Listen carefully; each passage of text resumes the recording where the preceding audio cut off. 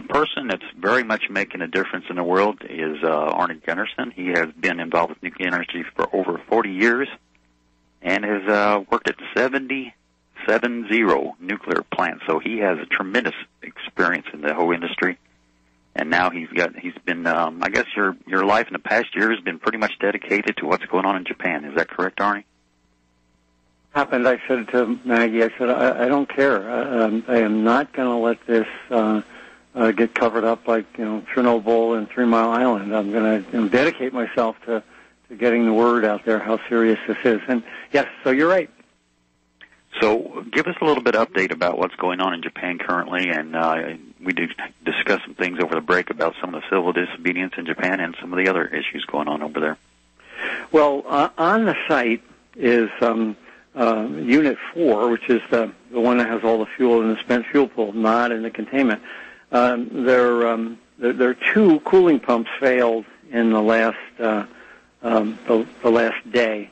And so what that means is that the water in the pool is warming up, and we're getting a lot of emails about, is this the end? And the answer is no.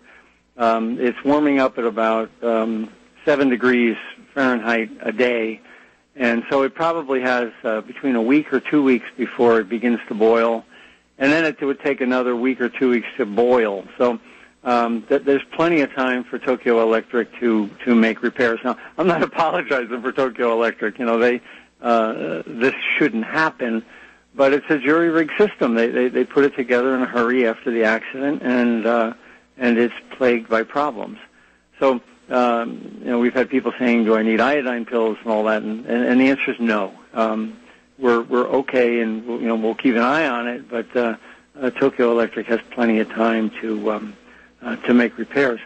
The other thing that happened this week was Tokyo Electric ran a probe into the basement of Unit 1. And this is not inside the containment. This is outside the containment. And on the top of the water surface, they found lethal radiation. They found 1,000 R an hour, 1,000 rem an hour. So if you or I were to stay there for 20 or 30 minutes, we'd die within a week. So it's really bad.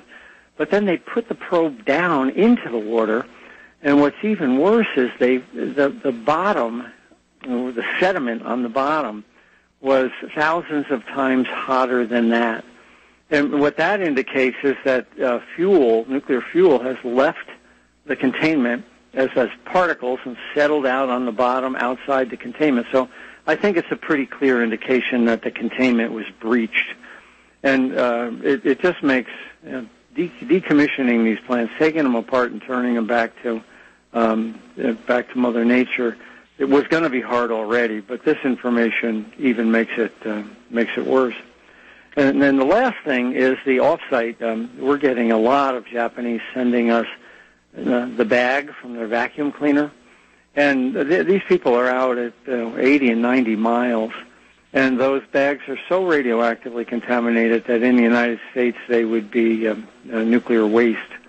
And the Japanese sleep on the floor. They roll mats out and they sleep on the floor. So they're pretty fastidious. They leave their shoes at the door, and yet still we're seeing house dust that's incredibly contaminated. So I think our hearts have to go out to the Japanese. This is not a problem that has gone away or is going to go away in the near future.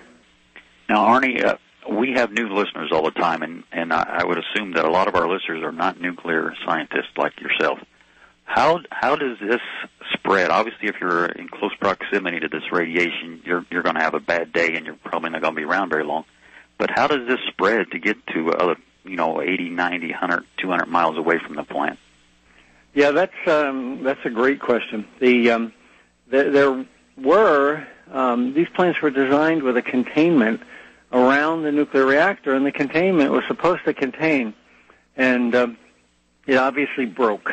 So the containments on this design reactor are broken, and that was something that nobody ever anticipated would happen. If the containments had maintained their integrity, it would not have happened. we've got 23 plants in the U.S. Like this plant, and a little bit north of you, but up in Illinois, there's Dresden and Quad Cities, and so we've got several that people have known for years have been problematic, and yet we continue to operate them. So I think, to my mind, the first lesson of Fukushima is this particular containment design. I'm not talking about all our nuclear reactors, but this one, 23 of them, have been shown to be a problem and are just a major concern. If the containment works, to answer your question in five words, if the containment works, everything stays inside. But at Fukushima, it didn't work. But once again, does the water evaporate and then it rains down upon people, or is it because they're burning the contaminated materials, or how does it actually get from point A to point B? Yeah, that's it. It was released as steam and gas and very fine particles, smaller than a human hair, and wafted with the wind. And then, as it rained, it settled out in the forests and in people's yards and throughout Japan, as far away as Tokyo. Tokyo's 150 miles away, so it's essentially northern Japan is contaminated. When I was over there, I took 5 samples, and all of them were contaminated. And they were in public areas, public parks in the middle of Tokyo. So now the Japanese are trying to downplay the health significance of that, but we call them hot particles, and they wind up in kids' shoelaces, and then the kid ties his shoes and they're on his hands, and then they're in his gut. So it's a long-term problem. I'm on record as saying that we can expect a significant increase in cancers over the next 20 or 30 years, especially in women and young children as a result of this. But right now, we're just seeing thyroid nodules. The first indication of the problem is that there's about 30 or 40% of the people in Fukushima Prefecture have lumps in their thyroid, and that's an indication of radiation exposure that could lead to thyroid cancers. Oh, that's very interesting. So if people choose to stay in Japan, they very much need to treat their areas and contaminate area, and when they go back into their homes, they need to decontaminate. They need to take their shoes off, have like a staging area in their home where they can take their shoes and their clothing off, and basically treat their attire as a contaminated material if they never live anywhere near the plants, I assume. Yeah, anywhere near is as far out as 100 miles. It's insidious, and what we're advising is people should wet dust. Don't dry dust because it just throws the dust right back up again. But make sure you're dusting with a wet cloth, and you frequently change your vacuum cleaner, things like that. But it's tough. Will a HEPA filter actually filter out? Are these particles so fine that a HEPA filter does not even suffice? A HEPA will get almost all of them. It won't get every one of them, but at some point you got to say, okay, I did my best. So yes, a HEPA filter will. We have a couple of people we work with who have their houses are cleaned with a HEPA filter, and they've sent us their HEPA filters, and we've had high readings in Japan. And also high readings in Seattle, so it's not limited to the Japanese. Although Japan is certainly 100 or 1,000 times worse, and I don't want to minimize the Japanese and claim that the Americans are much worse off. Now, the results of the HEPA filters in the United States, was that immediately after it, or is that an ongoing thing that it's getting contamination? We just got a filter that was in for a year and a half. It was put in February of 2011, and the owner forgot to remove it and took it out just a couple weeks ago. And this is a doctor in Seattle, and it's the highest concentrations we've seen in North America are in this guy's HEPA filter. So that would have been in his house were it not for the HEPA filter.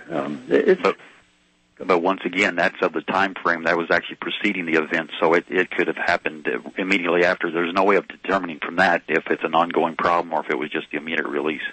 Yeah, there's some other data that suggests that between March, April, and May, 99% of the problem occurred last year. Okay. Last year, March, April, May. 2011. And what we're seeing now, certainly within America, not necessarily in Japan, but within America, we're hardly seeing anything. It's interesting. They had an earthquake in Japan the other day, and all at once radiation detectors went high again. And what it does is it shakes the ground, and all that dust goes airborne again. And wow. So it's an accident with no end. And we had a 3-minute commercial break. Everybody, please support RBN. We'll be back in 3 minutes. Well, fortunately, we have Arnie Gundersen on the show, and he's a voice of sanity in this crazy world. And Arnie, I forgot where we left off at the break because we get into such interesting conversations during our break. And for all those listeners, there are some listeners that actually listen in during our break, so they get to check out what's going on behind the scenes. By the way, you indicated way back at the beginning of the show that you'd recommend not taking the potassium iodine right now, the high dosage capsules. But for those of us that want to be preventive and be ahead of the game, one idea is to do low doses on a daily or weekly basis to saturate the thyroid, just to keep it healthy and to make sure that radioactive iodine is not absorbed if and when we are exposed. And I think last show you agreed that's something you do, and that's a good idea. My naturopath says take it because your body needs it in low concentrations. But the pills are for a different issue. But yeah, I take it routinely because my naturopath says your body needs iodine. Yeah. Certainly over in Japan, I would be definitely doing iodine and boron and zeolite. I would be doing all kinds of things to try to chelate and to try to minimize the effects of radiation. And Arnie, you were mentioning, you know what, let's get into the civil disobedience aspect of what's going on over there. Rarely do the Japanese people stand up to their government, but right now, especially the women, are really standing up and saying, hey, we've had this situation happen, and it doesn't seem like you're addressing it properly, and now you're wanting to flip the switch back on. Did they go live last night?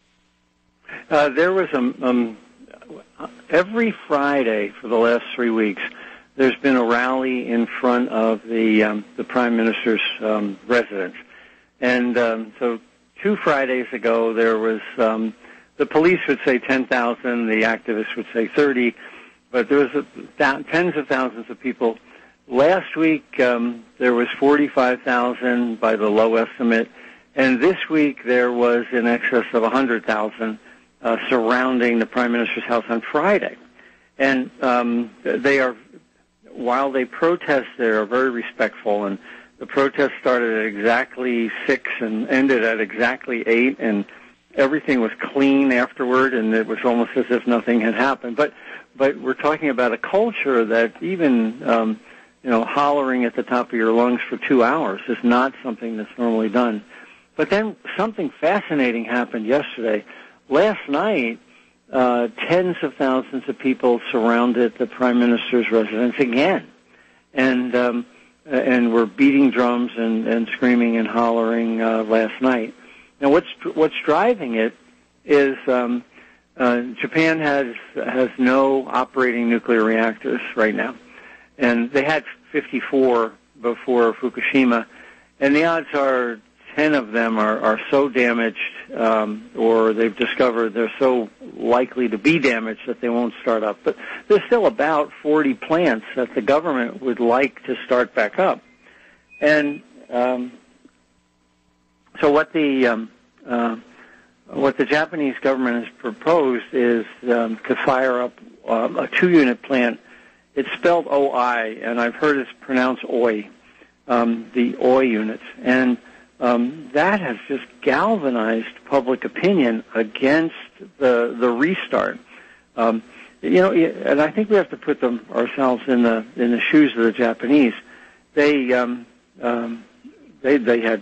Hiroshima and Nagasaki, and unlike any other population on the planet, and yet they sort of forgave and said, okay, we trust our authorities, it can't happen again.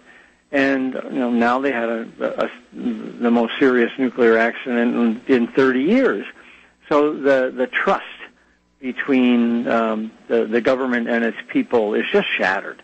They had 7 million people sign a petition requesting that the nuclear plants not be started up. That's about 5% of Japanese signed it. I'm not saying that 95% were on the other side of the argument, but they were able to get to 7 million people to sign a petition to Congress. They call it the Diet. So the trust is broken between the Japanese people and their government, especially with the women, like you said. And especially with the young women. But the men seem to be more stoic, and they're saying, my government, right or wrong. Whereas the women are actually packing up their families and leaving Fukushima Prefecture, and their husbands are saying, well, my government says it's safe, and their wives are saying, well, I don't care. You can trust the government, or you can come with me, but I'm taking the kids and I'm getting out of here. They call it a Fukushima divorce. Yeah, I was just going to say I've heard the term nuclear divorce, and I've never heard that one, but very similar. But and that same thing happened in Vietnam War here in the United States. I believe it was the women. I wasn't around at the time to experience it, but from reading reports, the women actually stood up and said, "We're not going to send our babies off to war anymore." And that's maybe the women need to stand up and change the world for us, because us men sure aren't getting the job done. Yeah, you're right. You're absolutely right. And, in Japan, there is a glass ceiling, even more so than in the United States, where you'll see women in low-level management roles, but never in high-level management or in, executive roles. It just doesn't happen. So for culturally them to be stepping up is a big deal. That is. And I want to backtrack a little bit. One of the reasons we know that the radiation in the air filters from Japan is that the signature is the cesium-134 and 137. And that's how Arnie and others can tell that it's actually coming from that event over there. We'll check out the sponsors, and we'll see you on the other side of the break. Welcome back to Capital Forum. You're listening to Capital Forum. Today is July 1st, 2012. We're visiting with Arnie Gundersen from Fairewinds.org, and the Fair is spelled F-A-I-R-E, winds.org. And you can check out his audio videos. And Arnie, do you have a video coming out today? I heard in another interview that you're releasing a video today that might help explain some things that are going on in the nuclear world. Yes, we just put it up as of midnight, and it's actually aimed. A lot of ours are aimed for all audiences, but this one was at the request of the Tokyo Film Festival. They asked me to come over, and of course, coming over for a 15-minute speech doesn't make a lot of sense. So they allowed us to put a video together, and basically it says that there are alternatives. In the 20th century, it made sense to have these large central station power plants. But in the 21st century, we can have smart grids. We can have distributed generation. And what that means is you can have small power plants close to where the load is. Like in my town, we have 35,000 people, and we've got a wood-burning power plant that fulfills the needs for the entire town. So you can do that, and even at a smaller scale.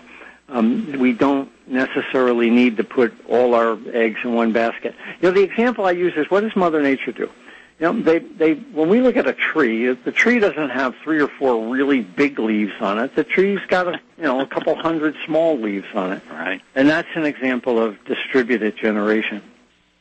And the same thing for giving off seeds. If you're going to replicate life, you need to have a decentralized thing, because Mother Nature and God designed it to where it has redundancy, and that's not what we're seeing. And that I made this point on the last show. That's the problem with most things in our world. Everything's becoming centralized. Whether it's governments or whether it's banking or what have you, corporations, everything's leading to one centralized source, which becomes very problematic.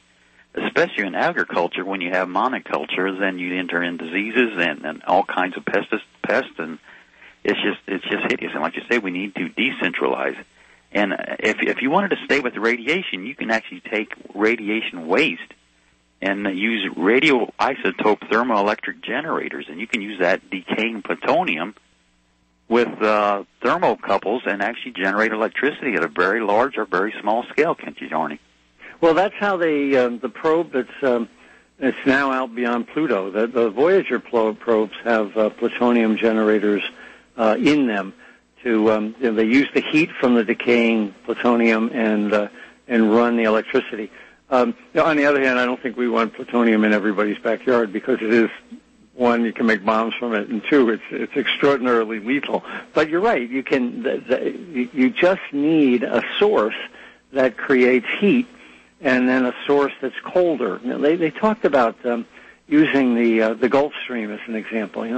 The Gulf Stream floats across the top of the Pacific, and it's very warm, and down below is very cold. And if you connect those two, it's just a fact of physics. You're going to get electric flow. So there are many alternatives out there to us. In the States, so the first thing is being more efficient with how we use our power. There's some studies that say that we wouldn't need a single new power plant if we just were as efficient as the Europeans are for something like 30 years. So the Europeans use power much more efficiently than we do. So they can learn lessons from us, we can learn lessons from them. And for the first time in history, solar is very affordable right now. I've been off the grid for quite some time now, and I'm helping some other people get off the grid. And that's something everybody needs to be looking towards, and once again, decentralize, have your own home power station. Put some solar panels on your roof or in your backyard, what have you. You can get into solar so cheap now, and there's federal assistance in that, and there's a lot of the electric companies offer incentives to go green because they get tax incentives from the government, and they, I guess by statute, they have to get a certain percentage of their energy from solar and alternate energy sources. So right now, if everybody installed solar panels, at least to get started in it, to supply your basic needs, it would be a great step towards being more energy independent. And that it makes economic sense for the utilities too, because let's say they buy it from you at 6 cents, and but at the peak, on the hottest days of the summer, like you guys are getting right now, they're having to buy at the peak of the market somewhere around 15 or 16 cents. So it basically reduces their cost to have a whole bunch of people on distributed solar feeding back into the grid, because when the day is hottest, their replacement costs are highest, and they can pick it up from you what you're not generating for yourself. Makes sense all around. And I gotta tell you, I do agree with this comment about too big to fail. The Japanese, by putting 6 nuclear power plants in a row, the big banks, on and on. We have gone into, or your monoculture. It's frightening. Diversification is definitely the way to go. And it's not even just the power plants. It's all those spent fuels that are sitting on top of these power plants, which is just insanity to begin with. When you're on a fault line or on a coast, and like you're saying, there's 23 of these things ready to do their dirty deeds any chance they get here in the United States. So it's not an isolated situation in Japan at all. No, you're absolutely right. And it's interesting, though, the French are handling this entirely differently than the rest of the world. They actually believe an accident might happen and are spending accordingly. Something on the order of $20 billion they're shelling out to in emergency planning and in different safety features that they had thought might have been a good idea, but in retrospect, now they're saying we have to spend. An accident can't happen. Whereas here in the States, the power plant companies are saying, well, it doesn't make economic sense to spend this money. And, of course, we know the lesson from Fukushima as a result. Exactly. And now I've heard and read that France actually regenerates their spent fuel. Is that correct? That they, instead of just throwing it into a waste dump, they actually reuse it? Is that true? Well, that's one of the myths of the French experience. They do reprocess some of the uranium and plutonium, but in the process they don't have a solution for the waste that they're generating. They don't have ultimate waste disposal, and it's sitting in tanks that are incredibly radioactive. And they also have a problem in the process, and a lot of their radioactive waste that they don't want to talk about, they send to Siberia. So a lot of it is sitting in Russia, and they're claiming that they're clean and green when in fact they've just moved the problem to an area where they can throw money at it, and nobody seems to be interested. It's like taking the depleted uranium that was spent over in the Kuwait from the Gulf War I to Idaho here in the United States. It makes zero sense. Or taking the contaminated material from Fukushima to Tokyo to burn it. We're just gone in the world, just as gone mad, Arnie. Yes, we so the French and actually the Japanese bought into this, and now they're no one has really what we call closed the nuclear fuel cycle. The Japanese tried for years and spent trillions of yen or hundreds of billions of dollars in trying to reprocess fuel and have failed every time. And my point is, if we had spent that money on alternative energy sources, we would be much more likely to have a solution right at hand that's really cheap. And instead, we put all our money on the wrong horse in this race. Well, Arnie, I typically, when I have personal conversations and sometimes on the air, I try to ask paradigm-shifting questions. And one of my shifting questions on the solar alternate energy route is, how much did you spend on your last new car? And typically it might be $30,000, $40,000. And I said, if you spent half of that, if you spent $20,000 on solar energy, you could be almost off the grid. If you went to high-efficiency appliances and your solar, you'd be set for the rest of your life. You'd be energy independent. And on this Independence Weekend, nothing more important could be than energy independence. And why aren't people doing this? People around here who spend that kind of money on wood boilers or on geothermal heating and cooling, well, guess what? You spend that money on solar, and you're almost energy independent. Yeah, couldn't agree more. There's we seem to have our priorities, misplaced. We forget the fact that the fuel, once you've spent the capital on all of these, on the solar system, the fuel is free forever, and we don't seem to get that message. We had that opportunity to change the paradigm back right after 9/11, and we didn't. Basically, the money we put into our gas and our gas tanks is funding, and in some cases, the people that are trying to injure us. And the sooner we get away from that source of power, you certainly weaken your opponent. The Department of Defense firmly believes that, from a strategic standpoint, America should be cutting its reliance on oil. And one of the ways to do it is solar or wind or distributed generation or smart grids. And we have so much natural gas up in Alaska and other places that we could be using that, and it's a much cleaner fuel. And we do have options. But the big deal is that centralized power. The oil companies, the military-industrial complex very much guides our government, and that's a big part of the problem is that centralized power that we need to have our state stand up. We need to start, as you say, decentralizing and having local power generation and just start working towards that. You have a book that you wrote in Japanese for the Japanese. We do have a lot of listeners from Japan.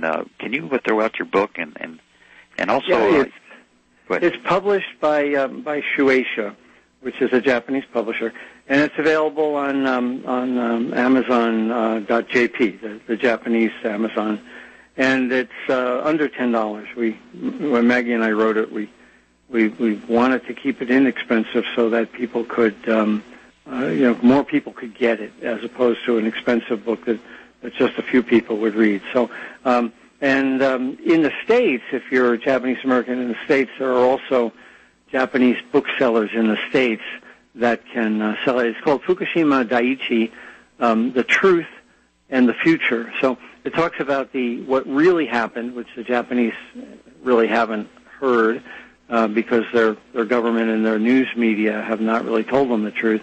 And the future, which is really what we've been talking about this hour, that they do have alternatives. And again, Tokyo Electric and the 9 big Japanese utilities have co-opted the government between spending on the political process.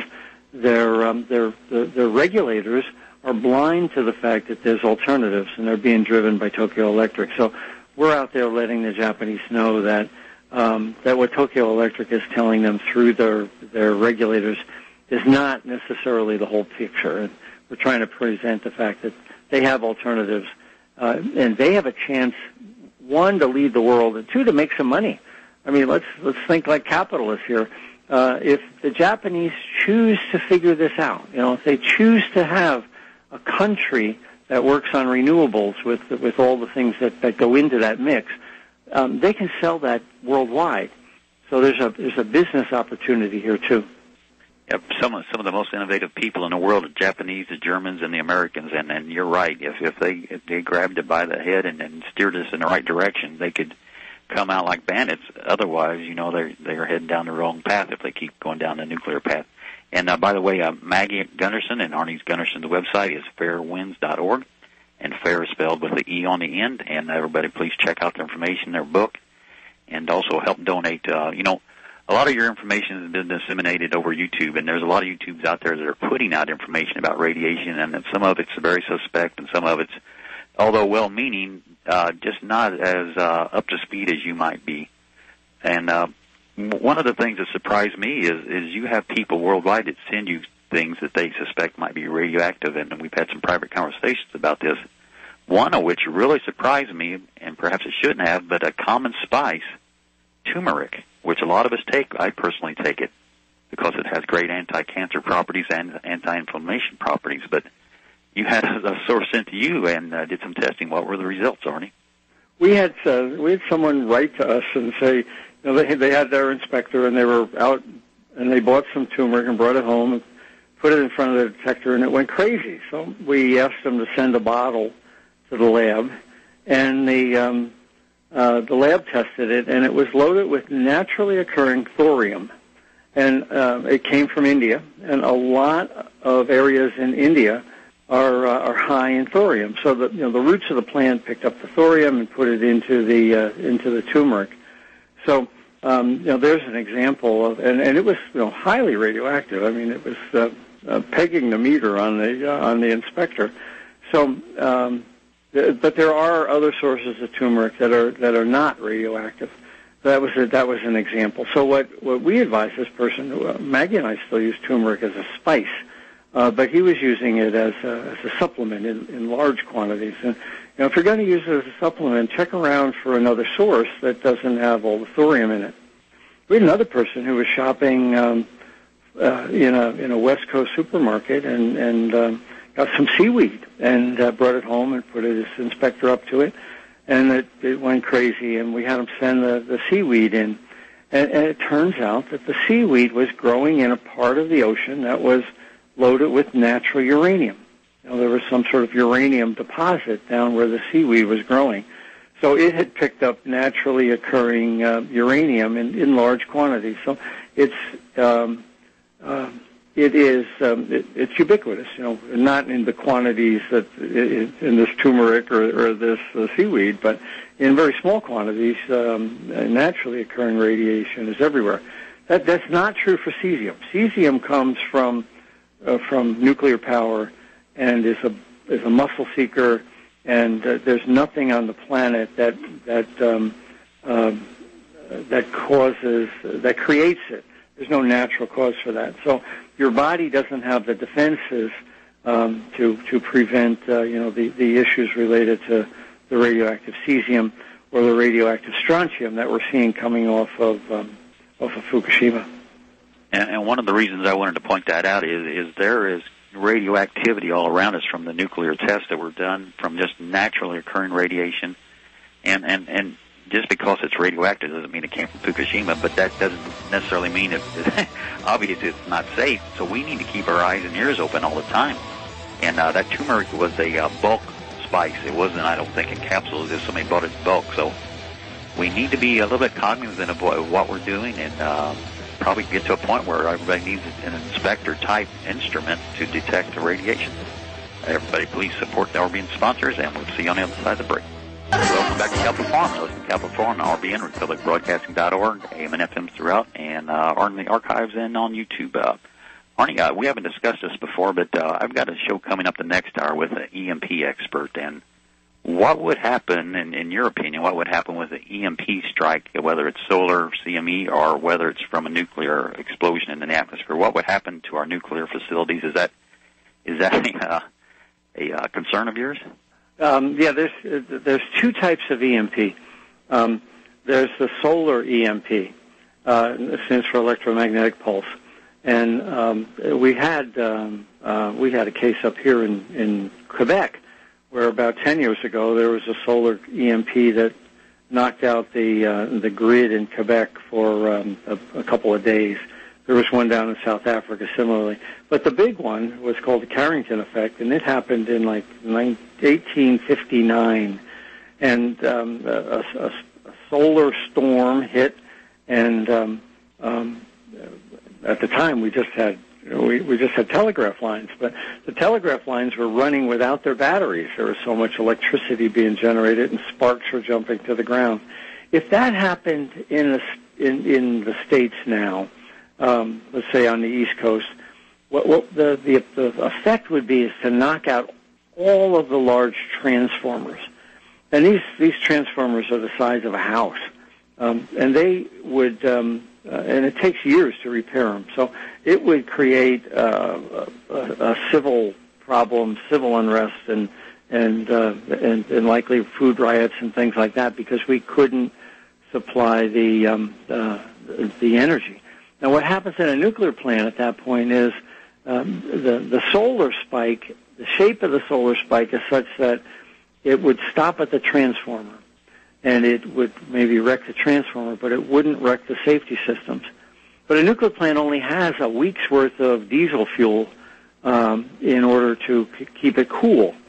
So we would need to get diesel fuel to these nuclear plants in the middle of civil disobedience because people were have lost their power. Now the government claims that they have a contingency plan where nuclear plants would continue to get diesel fuel for several years until the grid was repaired. The worst one is the EMP from a nuclear weapon. That has a different shaped spike, and it could wipe out the safety systems. Now, we don't design for that, and it would be some sort of a nuclear weapon deployed in space. There was the United States fired one off over Hawaii back in the 60s, and it knocked out the grid in Hawaii. And the shape of that pulse is different than a solar storm pulse and would knock out all the integrated circuits in a nuclear plant. So if we had a country that didn't have our best interests in mind, like North Korea or Iran or something like that, they could, in theory, create a pulse that would cause the nuclear plants to fail. And we just have to pray that our opponents don't want to destroy our society in the process. Now, once again, Arnie, the reason that's critical for us non-nuclear scientists is those generators have to sustain the pumps, the cooling pumps, to keep not only the spent fuel cool, but also just the shutdown, because obviously the power plants would probably be in a shutdown mode at that point. So if they lose cooling, then all chaos breaks out, and then we have China syndrome type events. And that's what happened in Fukushima. When a nuclear plant shuts down, it doesn't shut down. That 95% of the power stops, but 5% continues and needs to be cooled for years. That's why we need those diesels. Well, thanks again for sharing, Arnie, and wish you the best. And hopefully everything you and Maggie are doing is going to make a difference and make a more sane world for us all to live in. And we appreciate your time and information. Thank you for having me.